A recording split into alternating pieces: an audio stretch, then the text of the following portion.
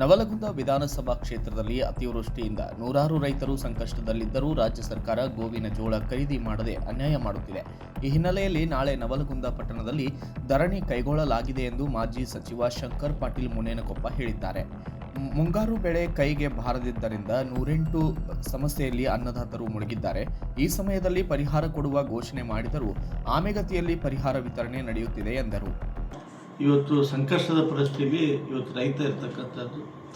ಇವತ್ತು ರೈತನ ಬೆಂಬಲ ಬೆಲೆಯಲ್ಲಿ ಕೇಂದ್ರ ಸರ್ಕಾರದ ಸಹಕಾರವನ್ನು ಪಡೆದುಕೊಂಡು ಇವತ್ತು ರಾಜ್ಯ ಸರ್ಕಾರ ಮೊದಲ ಬೆಂಬಲ ಬೆಲೆಯಲ್ಲಿ ಇವತ್ತು ಗೋವಿನ ಜೋಳವನ್ನು ಖರೀದಿ ಮಾಡಬೇಕನ್ನುವಂಥ ಒತ್ತಾಯ ಮತ್ತು ಅದೇ ರೀತಿ ರೈತರ ಪರಿಹಾರವನ್ನು ಬೇಗನೆ ಹಾಕಬೇಕನ್ನುವಂಥ ಒತ್ತಾಯ ಮಾಡಿ ನಾಳೆ ಬೆಳಗ್ಗೆ 10:30ರಿಂದ ಸಾಯಂಕಾಲದ 5 ಗಂಟೆವರೆಗೂ ಕೂಡ ಇವತ್ತು ನವಲಗುಂದ ವಿಧಾನಸಭಾ ಕ್ಷೇತ್ರದಲ್ಲಿ ತಹಸೀಲ್ದಾರ್ ಕಚೇರಿ ಮುಂದೆ ಒಂದು ಸಾಂಕೇತಿಕ ಧರಣಿಯನ್ನು ಇಡೀ ರೈತ ಸಮಾಜ ಸಹಕಾರವನ್ನು ಪಡೆದು ಭಾರತೀಯ ಜನತಾ ಪಾರ್ಟಿ ಅಧ್ಯಕ್ಷರಾಗಿರ್ತಕ್ಕಂಥ ಮುತ್ತಣ್ಣ ಮನ್ಮಿಯವರ ನೇತೃತ್ವದಲ್ಲಿ ಮತ್ತು ರೈತ ಮೋರ್ಚಾ ನೇತೃತ್ವದಲ್ಲಿ ಈ ಒಂದು ಧರಣಿಯನ್ನು ನಾವು ಹಮ್ಮಿಕೊಂಡಿದ್ದೇವೆ.